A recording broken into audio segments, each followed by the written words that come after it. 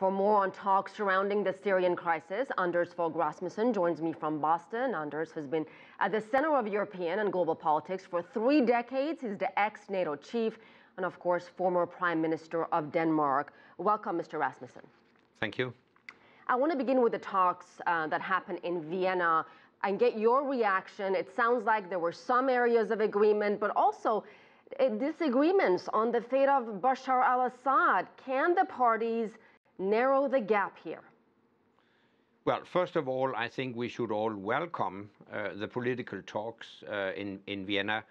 Definitely, there is no military solution to the conflict in Syria. We need a political solution, but to facilitate a political solution, a reinforced fight against the ISIL terrorist organization is needed.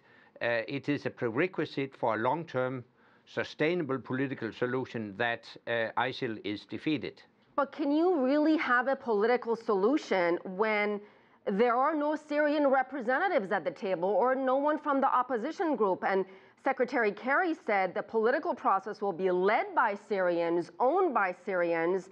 Syrians will decide their future, yet no Syrians around the negotiating table.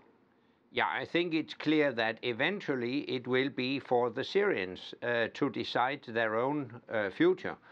But the fact that major stakeholders gathered in Vienna today just reflects the situation, namely that there are so many foreign actors operating in Syria that if you don't gather them around the same table, it will be completely impossible to find a political solution.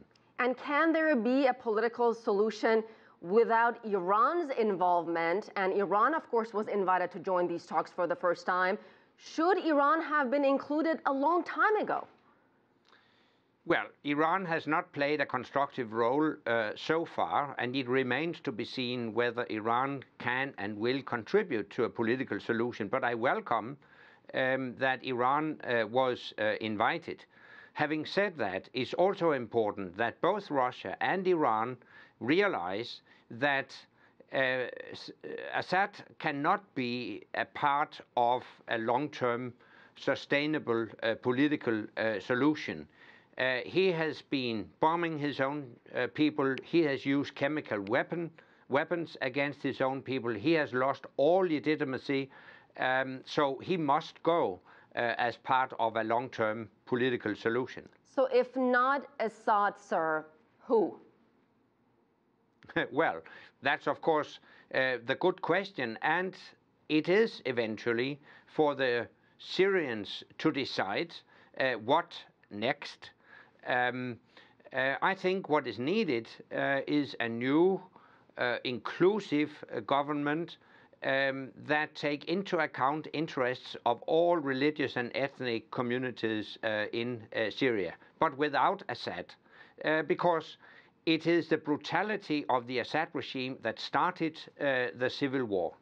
And I have to ask you finally about U.S. decision to spend 50 special op troops to Syria, ground troops. Will this make a difference, 50? I welcome that decision because it is necessary to reinforce the fight against the ISIL terrorist organization. While it's important to continue the air campaign, it's also clear that an air campaign alone can't do the job. You will need local fighters to assist them and reinforce their strength. It is the only realistic way forward. So I welcome the American decision. All right, Anders Fogh Rasmussen, thank you so much, sir, for your time. You're welcome.